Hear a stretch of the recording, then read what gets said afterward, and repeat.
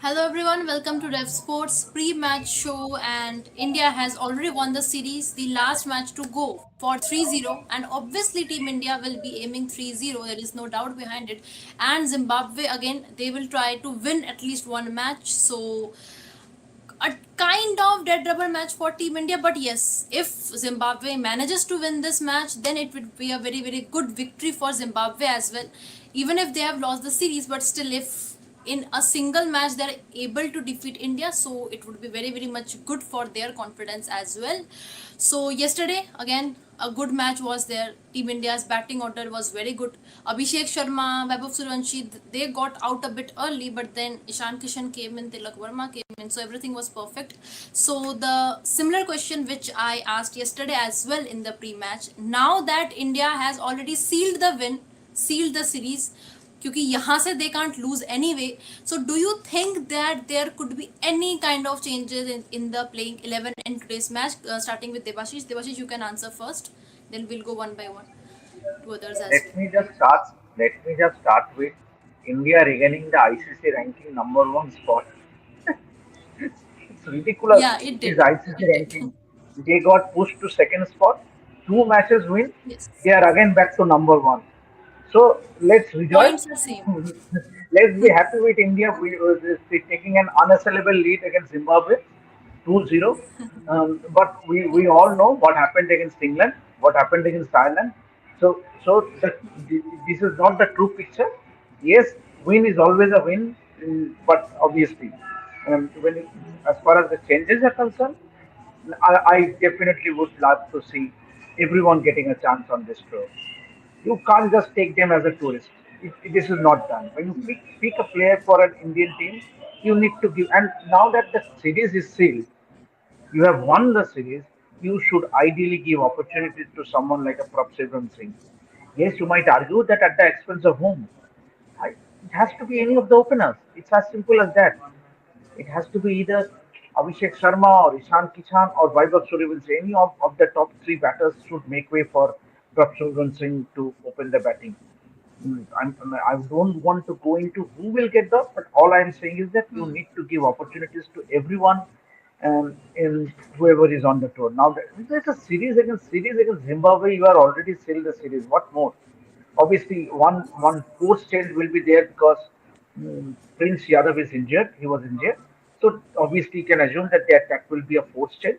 But as far as the batting is concerned, I would definitely want Prabhsivram Singh to get an opportunity. Okay. Shamik, coming to you next. Your opinions on the playing 11 changes. Could there be any kind Yeah, of changes today? yeah. First of all, Devashish mentioned India back to number one ranking. So I must say, मैं ranking का जश्न मनाता चला गया. That is to start. Very right. That is to start with. Totally agree with Devashish. First of all, yes, Prince Yadav once again a hamstring injury. Mind you, another muscle injury. Players are falling like nine pins. So hopefully in early August, when the BCCI will meet for a review meeting, and BBS Lakshman, the head of cricket at COE, he will be part of that meeting. Gautam Gambhir, the head coach, will be part of that meeting. I think Shreya Shayyar will also be Shreya Shayyar and Shubman Gill. Shubman Gill will not be there because Shubman Gill is going to the Test series the 4th of August. They will leave. So Shreya Shayyar is expected to be the part of that meeting, as also all five selectors. So that would be, I mean, they would be part of that meeting. And I believe there should be some feedback from the COE. Why have, I mean, there's such a proliferation of injuries. Players have been falling like nine pins, players coming back from rehab, Barun Chakrabarti, Harshit Rana, and now as they will pick tomorrow or day after when the BCCI will, the selectors will pick the squad for the two test series in Sri Lanka, we already have a number of casualties. Harshit Rana will not be considered. Uh, Nitish Kumar Reddy is ruled out. Washington Sundar is all set to miss at least the first game. Jasprit Bumrah, question mark. As far as he might play just only one test. So this is the kind of thing, and Shubman raised this issue after after the final ODI in Southampton against England. So that is one thing. And yes, totally agree with Devashish that Prav Simran saying he is there, so this is your opportunity. And Abhishek Sharma, that is a concern now because in 17 ODI, 17 T20I innings since the start of the 2026 T20 World Cup, his average has dropped to 19. When he was the number one ranked player T20 in T20Is, his average was 37. Over the last 17 innings in this format, his average has dropped to 19. And maybe he is mentally jaded. It's not nothing to do with his technique or something. Maybe he has been playing non-stop. Maybe a clean break will help. Yesterday, the way he got out, clearly I thought it was he has been a victim of mental fatigue because 99 times out of 100 he would have played uh, an uppercut to the delivery over third man boundary for a six or four. He just tamely pushed it, tried to steer it past backward point. So maybe he is a bit mentally jaded. A clean break for Abhishek Sharma will be good, and Prav Simran Singh. And this is there is nothing at stake.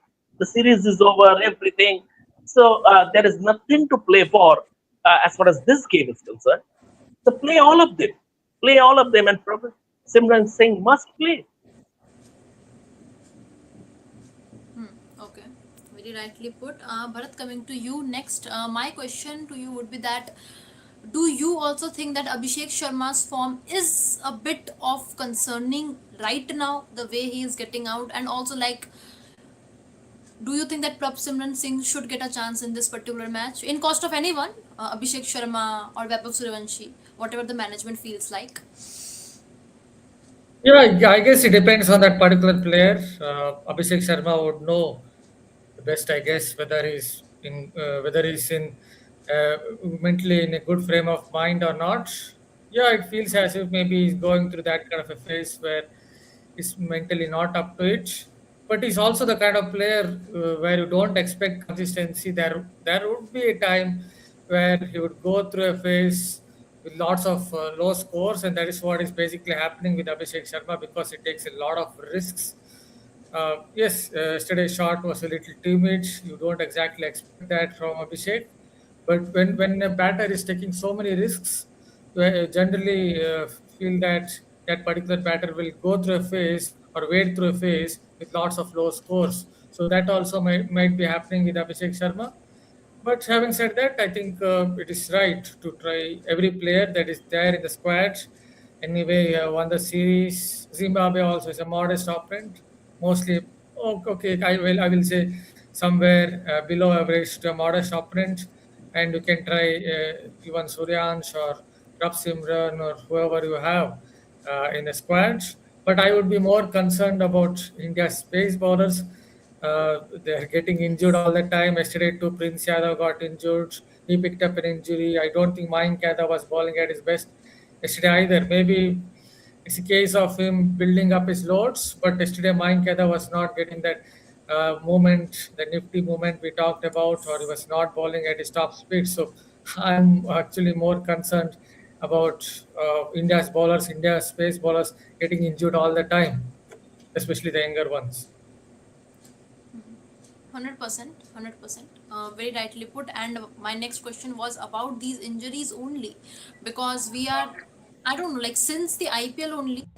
In fact, even before that, 4th February, Harshit Rana got injured. He was uncomfortable with his leg and he missed the whole IPL, he missed the World Cup. So it was a very big issue. Since then, I can see that the Pacers are getting injured, especially the younger ones. And see, Jasprit Bumrah, Hardik Pandya, they are already injury prone. So again, that is a thing which everybody knows about. But when we look at players like Harshit Rana, Prince Yadav also, like he was a bit uncomfortable yesterday as well. Varun Chakravarti, he was injured during the IPL only. I could see he was limping during the KKR matches. So it is a very big concern, including the batters also struggling a bit with the hamstrings. So Devashish, coming to you first, Okay, this is a very very big question mark on BCCI and everything, but how big issue is it for the team management and the captain? Because if a certain player, your frontline player, is getting injured, then you are responsible to bring in someone else, and in case you end up losing the series or the game, then all the questions will be arised on you only. So what are your opinions about it? Yeah, it's a serious concern if you ask me. Serious concern. Now, Shomika will also agree with me, so as well as Bharat. If you look at the Indian Test selection, so many players are recovering from injuries or they are ruled out. As is the case with Harshit Rana or Washington Sundar. He is also recovering from an injury. So as well as Sai Sudarshan. But Bumrah, we don't know. And one more aspect I would like to raise here is there have been so many players who has got debut in last few months.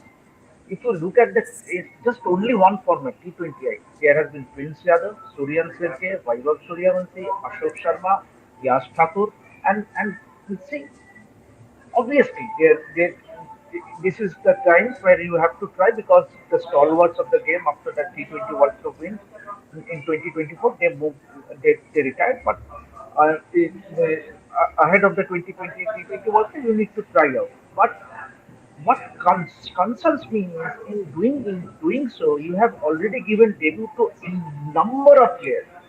Now the problem is you have to give each player a longer rope, a fairer game time. It shouldn't be the case. You try out a player for a series, particular series, giving two matches, and then he goes to cold. He doesn't play the next series. You don't want that to happen, and that is what it is a huge concern the selectors have to keep in mind. Whoever you pick, whoever you hand the debut, he should be persistently, and that is what I think it is becoming a bit. I mean, I won't say it is totally my view. Means five Yeah. players in the last few months have been given a handed over the T20I debut.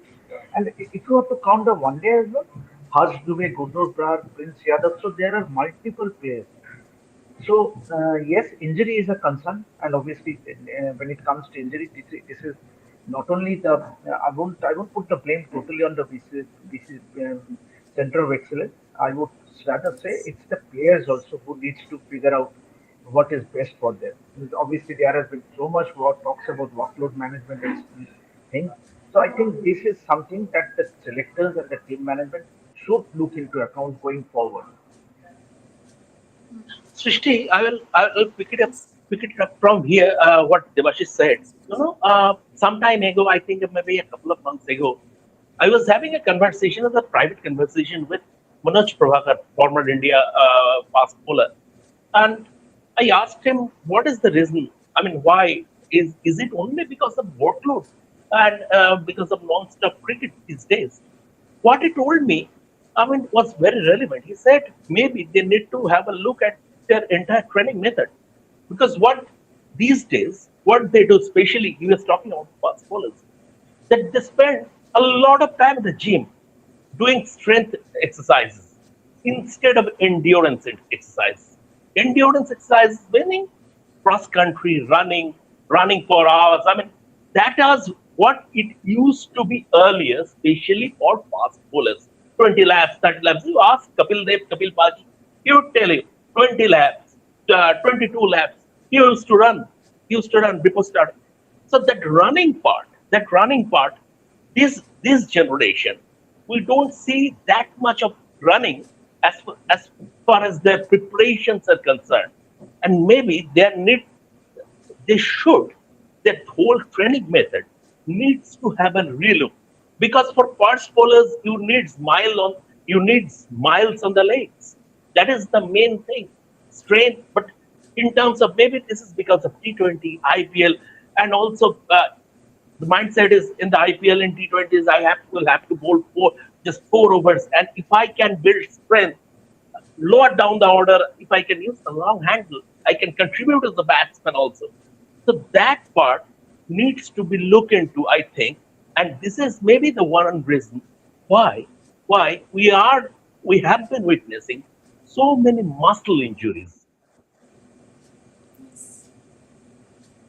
100%.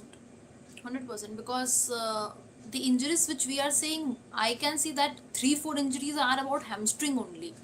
So that's a very big issue because it's not just about bowlers. If we look at our batters as well, with all due respect to Rohit Sharma, Virat Kohli, and Shubman Gill, three of them were having some hamstring issue during the IPL. Shubman Gill, during the matches, we have seen him clinching on his hamstring. So that is something which should be noted. Coming to Bharat, whenever we talk about injuries, it's not just about injuries. We can't expect a bowler coming back from the injury and taking a fifer in the next very next match. It takes a bit time to to take them back to the rhythm and everything. So do you think that is also some kind of concern? Because see, with all due respect to everyone, not everyone is Jasprit Bumrah who can come back from the injury and bowl the same way he used to do. So what are your opinions about that? Because form also gets at a brink a bit when there is an injury for the Pacers. That is obvious. Even Jasprit Bumrah didn't look at his best when he returned back from injuries a couple of times. Even he seemed to have lost a little bit of nip when he was having a niggle or two during the 2026 IPL. It seemed as if he again had lost a little bit of nip last year for a while before he again regained his mojo. So it happens to all fast bowlers. This happened to obviously Mayank Yadav as well. We saw that in the 2026 IPL. He went wicketless. Yeah, I talked to his coach, and he also was saying that it was a gradual process in terms of him regaining his rhythm. Now it's about I go again about regaining your feel for fast bowling. So all these things have to click right from your follow through, your run up, your loading. Everything has to click. So it takes time to get to rhythm back, and in that sense, it was good to see Mayank Yadav bowling so well in the first game. But as I noted, the second game his speeds were down. His speeds were down. He was not getting the same kind of moment that we generally associate with Mayank Yadav. So again, it goes back to the same point that somewhere most of the Indian fast bowlers currently aren't able to maintain their top speeds for longer periods, game after game. You like it or not, I can only think of two bowlers who seem to be somewhat reasonably fit, fast bowlers from an Indian perspective, and they can maintain their speeds for longer periods. One is obviously Mohammad Siraj, last 2 years, and since 2024, you have to one has to agree. Villa number one, our Prasidh Krishna also has been doing that because he has hardly got injured in his last 2 years. So I think these are the only two Indian pacers in the last 2 years who have kind of shown that kind of fitness levels. So it is somewhere that the Indian management, the center of excellence, they have to look at. Maybe it is down to see some of the previous generation fast bowlers, Michael Holdings of the world. All of them used to, yeah, maybe run a lot more. Even someone like Jimmy Anderson used to talk about a lot about running. Yes, he said that I do some gym work, but he also talked about running in the morning, doing a lot of such exercises. So it might come down to that. You could see even in the 2025-26 Ashes, it's not like England sent a bad fast bowling group to Australia, but most of them didn't seem to be match fit. As one of the players, former cricketers said, they seem to be gym fit, but not exactly match fit. They would bowl, say, the first thing, someone like Jofra Archer would touch 150 kilometers per hour, second innings he would be touching 135. Same with someone like Marput. Maybe it was only Joe Yes. Stong who was able to maintain those speeds for a period of time or three matches. So yeah, maybe it tells that modern day fast bowlers are kind of gym fit, but again, it's difficult to validate that argument. But yes, from Indian perspective, I think a lot of Indian fast bowlers keep getting injured just after bowling 2 3 overs, 1 2 overs. I don't know where exactly it is going. Yesterday we saw that with Prince Yadav as well.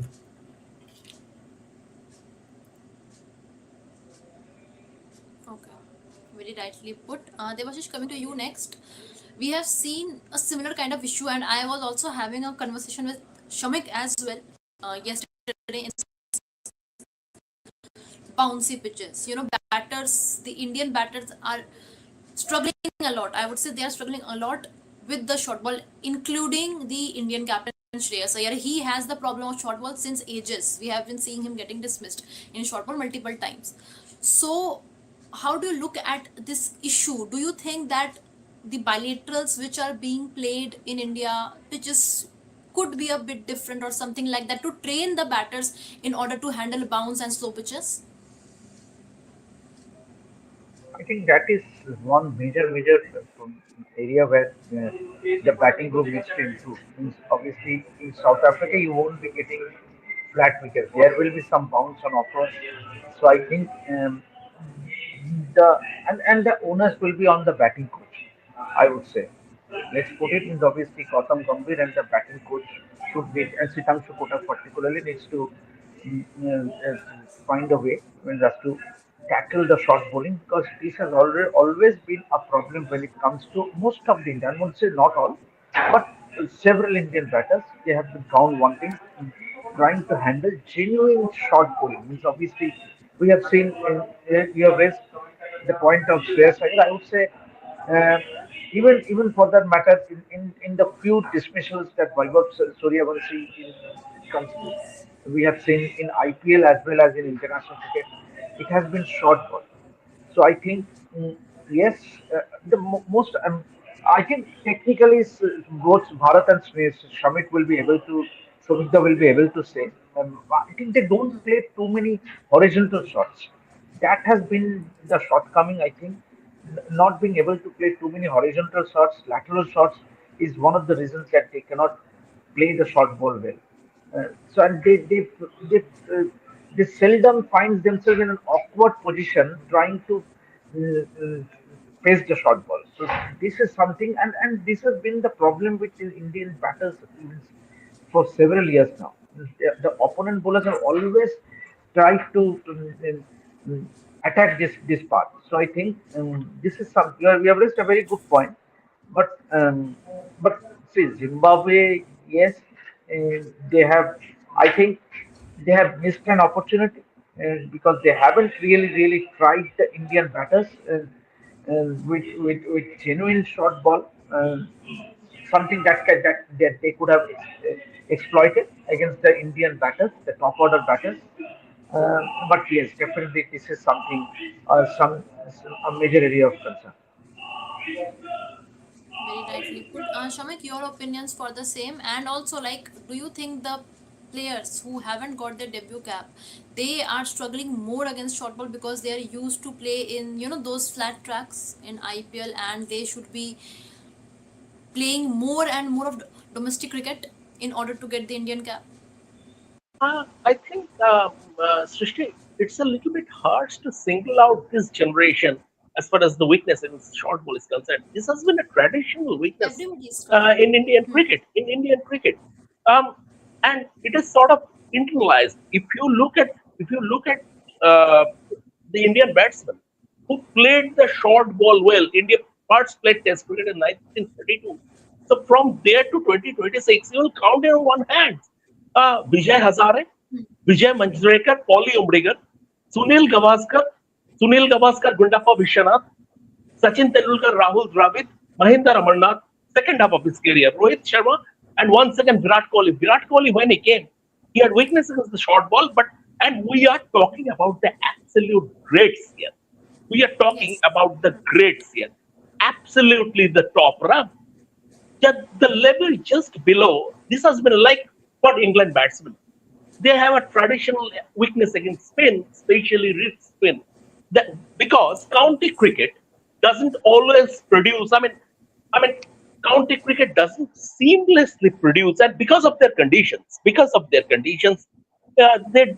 county cricket doesn't seamlessly produce wrist spinners. Here also in India, given the conditions, the nature of the pitch, the way you grow up earlier, what used to happen? There are certain parts in the country, especially down south, Madras, the erstwhile Madras, which is now Chennai, and Bangalore. Youngsters used to learn their batting on matting pitches. Now matting pitch is gone. Saurabh Ganguly, when he first became the CAB president in 2015, he for one club season, he brought back that matting matting surfaces for one club cricket tournament. Now that matting pitches are gone, so your learning process, what you internalize since you are a 10 or 12-year-old, is that the ball coming knee height or maximum waist height. So it is very, very difficult. So it will be unfair to single out this generation that they don't play the short ball well. This has been a traditional weakness. But if you this cricketers are smart cricketers, Shreya Iyer, for example, he still can't play the short ball. But in white ball cricket, he has that leeway to develop his game around that so that even if he has shortcomings against the short ball, he still score runs. Once he goes to if he goes to red ball cricket, he will be exposed. In that case, and that is our reason, besides his back trouble and everything, that is the reason why Shreya Iyer is not very keen to play red ball cricket with three slip support slips around a couple of gullies for short leg. So that is a completely different ball game. So these guys will have to, they are smart enough to get around that. And uh, the bowlers like Jofra Archer or Mitchell Stark, I mean, in the majority of cases, you are playing on feather beds in T20 cricket, and bowlers of that quality are at a premium. So they can score runs.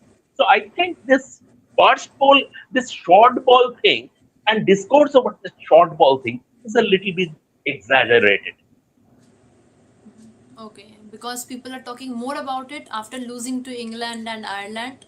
That's why I highlighted this issue, because again, that's the issue which is being highlighted currently a lot, that the new batters are unable to play. But as Shamik very rightly put his statement, that it is still a traditional issue which Team India's batters face. So, Bharat, coming to you, my question to you would be about Shreyas Iyer.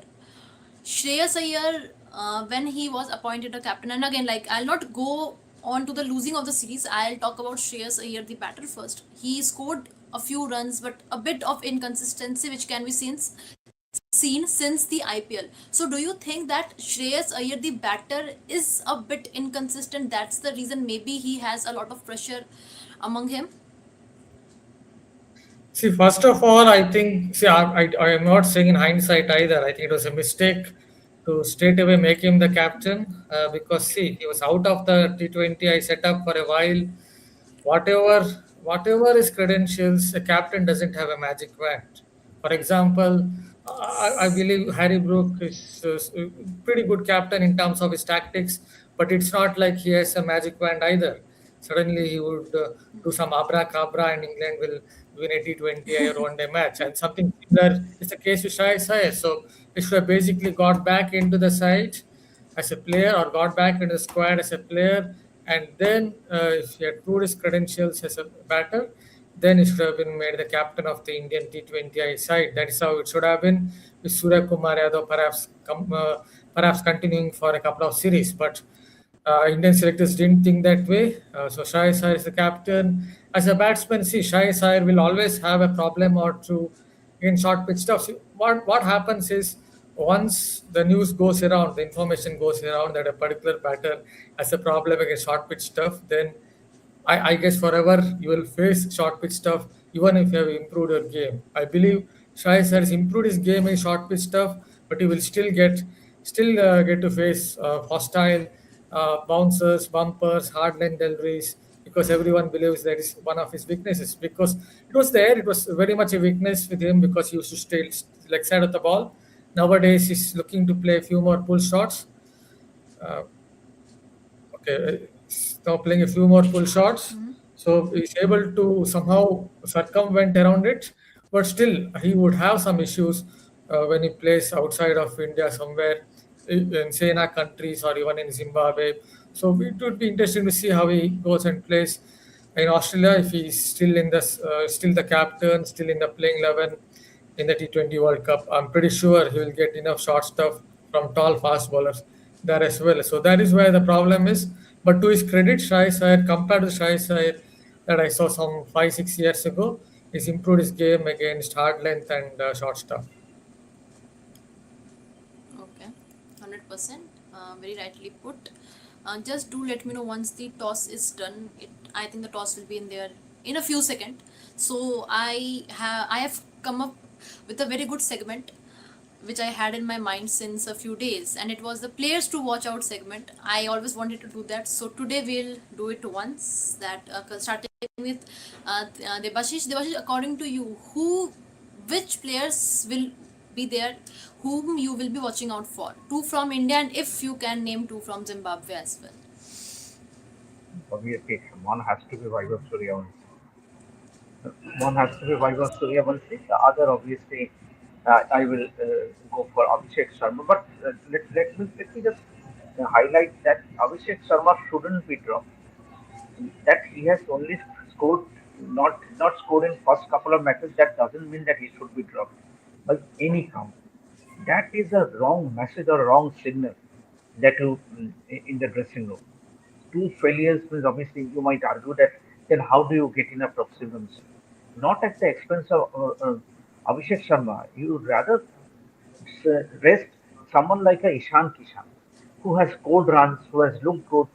Prabhsimran Singh also keep wickets. So ideally, if you ask me, it should be Ishan Kishan making way for Prabhsimran Singh rather than dropping Abhishek Sharma on the basis of two failures. See, so I think and that is one aspect is obviously Vaibhav Suryavanshi and Abhishek Sharma will be the two batters to watch out for. Now, given that Abhishek has not fired so far in the series, Okay, any player from Zimbabwe you think would be fruitful to watch out for? Any Zimbabwe bowlers or anyone? Devashish, that question is to you only. Any Zimbabwe player you think? Any Zimbabwe player you would is like it, to watch out for? Any yeah, like a Basim yeah, Muzabane or anyone? it has to be Sikandar Raja. If you ask me, Sikandar Okay. Raja himself only admitted in the post-match press conference that he has let the team down. He has let the team down by not scoring much runs. And this Zimbabwe batting revolves around Sikandar Raja. Zimbabwe's recent success in ODI cricket, T20 cricket, has been around Sikandar Raja. So I think for Zimbabwe, if you ask me, it has to be Sikandar Raja for one, and obviously Blessing Muzarabar. So these are the two players who I would watch out for. Okay. Okay. Shamik, coming to you next. Same question. Two players from India, and if you could name two players for Zimbabwe, players to watch out, according to you. Um, Srishti, to start with, I mean, I would slightly disagree with Devashish. It's not a case of dropping Abhishek Sharma because Abhishek Sharma is, I mean, as a permanent member and he's the first choice. And come at the Asian Games, he will once again be opening with Sanju Samson. But just maybe from the mental side, he needs a bit of a break and that might augur well. It is just about giving him some time off. That is it. Because otherwise, how do you incorporate? Because very unlikely they would. The form that Ishan Kishan is in, I don't see him getting dropped or getting rested. So how do you get Simran Singh in? That Abhishek Sharma could be an option, but then again, there is a flip side to it because Abhishek Sharma can be used as a part-time spinner also. Yesterday, he took 3 wickets, bowling his bowling his gentle left-arm spin. So he offers a bowling option as well. In any case, you never know who will be picking up another injury today, and then you might need to have a sixth or seventh bowler. So that is a bit of a catch-22 situation. So I agree with Debashish, the utility of having Abhishek Sharma in the side. But then again, I want to see Simran Singh. That is from the India side. As far as Zimbabwe are concerned, I am a big admirer of Brian Bennett's cricket.